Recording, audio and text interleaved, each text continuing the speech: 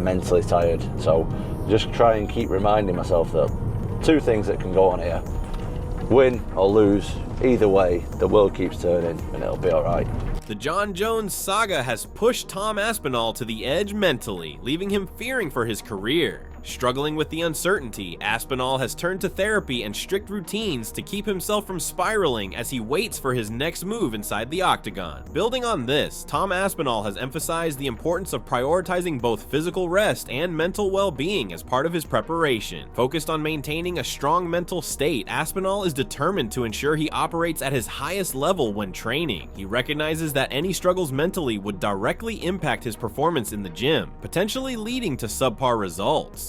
I actually take my rest and my mental health pretty serious. Like, I don't like to, my cup has to be nearly full for me to be performing in the gym. Like, if I'm burning the candle at both ends, my performances go to shit. So I'm very conscious of that. So if I ain't sleeping in the day, if I ain't getting a sauna, if I ain't, seeing the physiotherapist twice a week, if I'm not having that time on my own, the output's not there in the gym, so that's very important to me as well. With that in mind, Aspinall acknowledges that rising popularity in the UFC brings lucrative opportunities, but remains firm that his primary focus is on winning. He believes success inside the cage requires complete attention, and getting too caught up in outside distractions can derail performance. For Aspinall, the recent focus on him and Jon Jones in the media has been a distraction for him, and maintaining both mental and physical health is essential to staying sharp and achieving his goals. When you start getting big in MMA, and when I say big, I mean popular and winning titles and stuff like that, other opportunities do come, of course. Lucrative ones where you can make money, become more popular and do all this stuff. Now for me, that's good, but also I'm trying to be the freaking best ever. So that comes first before anything. So I'm making sure I'm doing that stuff and ticking those boxes, because ultimately, like we talked about at the beginning of the podcast, you want to be popular, you want people to care about you, you want people to tune in for your fights. That's important. But what's more important than that to me is winning. And that ain't gonna happen if you're spending too much time on the other. Interestingly, while Tom faces his own mental battles, Jon Jones has similarly opened up about his struggles. Both fighters are finding ways to harness the stress and anxiety that come with the sport, proving that the mental side of the fight game is just as crucial as the physical preparation. I also realized that depression is for everybody. I thought that I could never be the type of person that was severely sad and depressed, and this summer I truly was severely sad and depressed. So I got to learn a lot about the whole thing, about depression, about trauma, about addiction. I felt a weight lifted off my shoulders. What I learned area was a lot of times alcoholism, or even a person who smokes every day, a lot of times is directly related to trauma. All the different things that were on my heart, whether it's expectation or standing up in front of the monster audience today and talking in front of that rally. Little things. Tags on the car need to be done. My garage isn't as tidy as it needs to be. Yeah. Little shit. I haven't trained my dog enough in the last few months. Just all these little things start to add up on you, and they seem minuscule. As we explore his mindset further, Aspinall opened up about his approach to handling emotions, revealing that he prefers to address them in the moment rather than letting them build up over time. Aware of the risks of bottling feelings, Aspinall makes a conscious effort to process emotions as they come, aiming to avoid the overwhelming crash that could hit him months later if left unchecked. I'm definitely a suppressor of emotions. So I'm trying to deal with that more. I'm trying to confront my emotions more and try and deal with it now rather than 6 months later. No, but I'm trying to do that better. Do you know what I mean? Deal with it now rather than exploding, squashing it down. 6 months later, it's going to catch up with me, and I don't want that. In a bad way. Yeah, I don't want that. We don't like to speak about stuff that's holding us back, injuries, illnesses, all that kind of stuff. But this year, I have actually been ill more times than I've ever been ill in my life. And we're in April. So I got an illness, like a virus, before Christmas. Just before Christmas. Shifting focus to a different aspect of his journey, Tom has been candid about the fear that comes with stepping into a fight with Jon Jones, admitting that the feeling never truly goes away. While he's willing to face anyone, Aspinall recognizes that fear is an inevitable part of the journey, and it is apparent that Tom's recent insecurities and anxiety stem from possibly facing Jon Jones for the heavyweight title. Rather than denying it, he believes that embracing and acknowledging fear transforms it into a source of inner strength, turning the act of fighting through it into a powerful advantage. Yeah, definitely. I think that fear can like help you win. And I realised that maybe just before I got to the UFC, maybe a little bit before that actually, that you don't have to fight against the fear. It can help you win. And like you say, I'm really, it actually gets worse. Every fight gets worse because there's like more at stake every time. The opponents get better and the occasion gets bigger and there's more money on the line and everything. Fighters, because we're supposed to be all alpha male, like I will openly speak about how scared I am when I fight. But it's just something that I've come to terms with, I've become accustomed to, and I think I'm pretty good at dealing with the nerves, which is, it's not everyone can do it. And I think that elite athletes in any field have to become accustomed and used to being nervous and performing well under the pressure, and that's something that I feel like I do. I'll definitely fight anybody as well, but it's still scary. Like, and I'm open with it, and I feel like when you are open with that and you embrace it, like it gives you a whole superpower in itself. You're like, you own it. I'm fucking scared, but I'm gonna do it anyway. Like I'm gonna look across, whether it's John Jones or somebody else, I'm gonna look them in the eye and I'm gonna be like, I'm fucking scared, but I'm coming for you. Aspinall admits that one of his biggest motivations is avoiding the prospect of getting beaten up in front of millions, including his family and friends. While the fear of such a moment is very real for him, he maintains that the joy of victory ultimately outweighs the fear, though he acknowledges that the balance between the two can shift depending on the situation. I just don't really want to get beat up in front of millions of people, to be honest. It's not a place I really want to be. So that comes before anything else. I don't really want all my family and friends to see me like shirtless getting beat up. Aware of the mental toll the John Jones saga has taken on him, Tom Aspinall has doubled down on prioritizing his physical and mental health. Aspinall places a strong emphasis on taking care of his body, believing that whatever is put into the body has a direct impact on the mind. Careful with his diet and mindful of what he consumes, Aspinall remains disciplined even outside of fight camps. For him, consistent exercise is a non-negotiable part of life, viewing it as essential to maintaining both physical health and mental clarity as Aspinall prepares for the brawl with John Jones. I eat every 2 or 3 hours, a lot of protein, high carbs if I'm training hard, before and after training, and some healthy fats. Nothing too complicated. Got up about 7 o'clock. I had 3 eggs, scrambled eggs. Nice. 85 grams of porridge with peanut butter and 1 scoop of protein. That's what I have every morning pretty much at the moment. I have to fuel the body way more than I'm fueling it at the minute, so we're gonna see some big changes to performance, hopefully. Hopefully all this nasally stuff's gonna go. I'm still eating the same stuff, just more of it, more nutritious stuff. I'm gonna fuel my sessions properly now. Now I know what I can go to and what's healthy and what's right, and hopefully we'll see a big increase in my performance, because I've been under eating for a long time and I train religiously twice a day. I'm quite strict with my diet, to be honest, at the minute, because I'm trying to look and feel as good as possible. It's not that important, but I'm trying to feel as good as possible, so I'm trying to make sure I fuel and recover my body as much as I can, even if it makes 0.1% difference. I'm gonna do it just for that reason. So I'm trying to tick every box that I can. I just want to give myself the best chance of winning that I could possibly have. So that's what I do with, not just with the diet, but I do that with as many things as I can. On a similar note, whether Tom Aspinall is feeling the pressure over a potential fight with John Jones, he remains grounded in his outlook. Aspinall firmly believes that regardless of the outcome inside the octagon, life goes on. For him, win or lose, it's important to remember that the world keeps turning, and in the end, everything will be all right. I always try and come back to the fact that, look, 2 things that can happen here.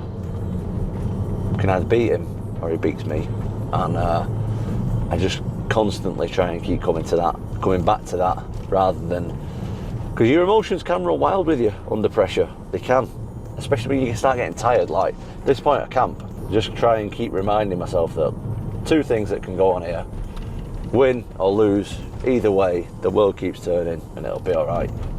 Yeah, I'm scared, but I'm going to go over there and kick your ass anyway. And I absolutely love He's that. one of the like, best. upfront and honest with your emotions, honest with yourself, facing yourself. One thing is for sure, Tom Aspinall has made it clear that he is growing increasingly frustrated with the ongoing situation surrounding Jon Jones. Eager to move forward, Aspinall is simply waiting for the UFC to give him the green light. He remains ready and willing to step into the octagon whenever called upon, stating that all he needs is the word and he'll be there, prepared to fight. Yeah, I've had enough talking about it, mate. I'm honestly bored of it. We'll see what happens. Yeah, we'll just see. I'm ready to fight whenever they tell me, so just let me know. And finally, Jon Jones is scared to fight me. True. But I just want to fight, yeah, whoever wants it. Whether that's Jon Jones or somebody else, I will fight somebody sometime soon. I just want to fight somebody. I'm a professional fighter and I want to fight somebody. And I'm overweighting, to be honest. I want to fight. You want to fight indeed. I don't want to fight you. In addition, Tom Aspinall explains that the stress is less about fighting Jon Jones and more about the pressure of unifying the titles and becoming the undisputed UFC heavyweight champion. He makes it clear he's not after Jon personally. It's not about the fighting Jon. It's about the UFC heavyweight title. Yeah. Like, I've got a version of the title, but I want to be the undisputed champion. That's all it is. It doesn't matter about Jon. I'm trying to be the undisputed heavyweight champion. That's it. Yeah. I'm not chasing one fight. If I can fight Jon and get the biggest scalp in MMA, absolutely, I'll take it. Do you know what I mean? And it's a great time for me because he is slowing down a little bit and I've not even reached my prime yet. I'm not chasing Jon Jones. That's hard for people to comprehend. And in my opinion, Chandler was trying to get the big fight with McGregor because McGregor's a big name. Yeah. Jon Jones also obviously a massive name in the sport, similar level to McGregor. But the fight I'm not chasing, it's not the reason I want to fight Jon Jones is because he's got the belt.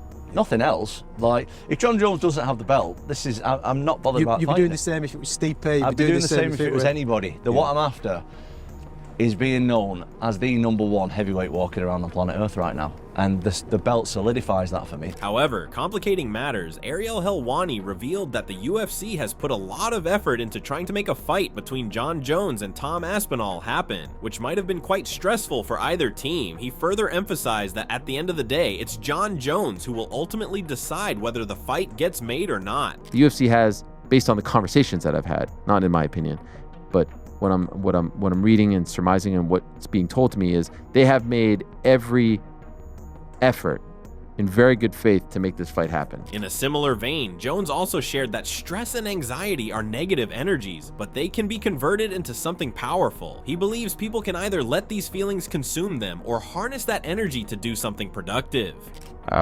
When you have butterflies and you're feeling anxious and you have anxiety or nervous, that's when you're most powerful, I believe.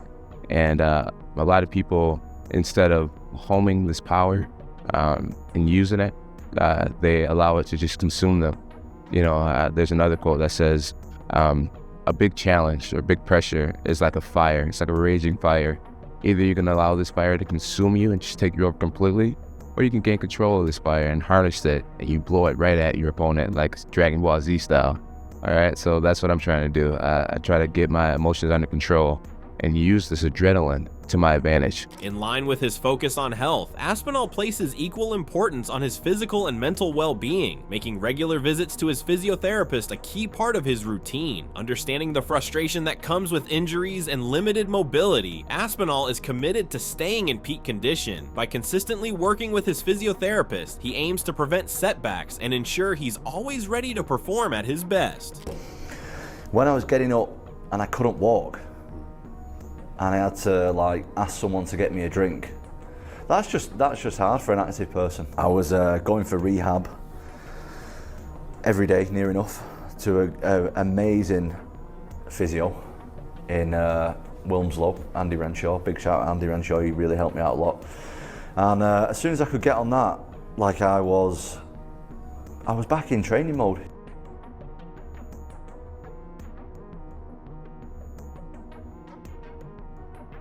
Moreover, Aspinall's commitment to his well-being extends beyond the gym. While recovering from injury, he's also invested in mental training, including therapy and hypnotherapy sessions, recognizing that a strong mind is just as crucial as a healthy body in the fight game. I did a lot of training mentally. I did, like you say, I had therapy, got into a lot of breathing stuff that I still do.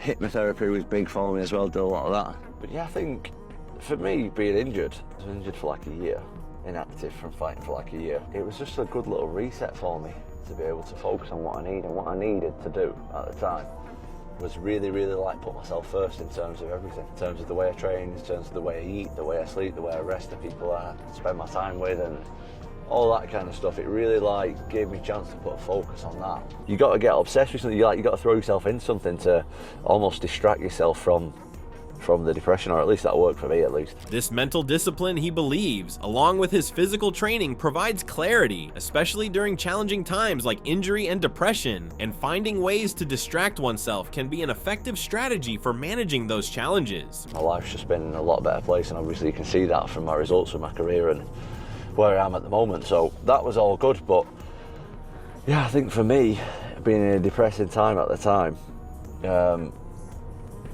just a routine helps massively, I think. And when you're injured, there isn't that much you can do if you're a professional athlete. So it is quite depressing. So I tried to, as soon as I could get on the rehab process at the time, I just got massively into that. I got massively into making myself good. Reflecting on his fight, Tom Aspinall says that win or lose, he can always look himself in the mirror and be proud that he gave everything. He points out that many people are scared to truly try their best, but not him. He's been all in from the start. Aspinall states he's confident because he knows he's given his all throughout his career, and that's exactly how he's approaching things right now. At least I can look myself in the mirror at the end and go, listen, I tried my best there. Do you know what I mean? I wasn't good enough, but I tried my best, and that's a lot more than a lot of people do. Do you know what I mean? Not people are scared to try the best, and I was definitely one of those people before. Whereas now, I'm all in, and I'm confident. Like I say, win or lose, I can look myself in the mirror and go, did your best there. So what? You didn't win, or you did win, whatever.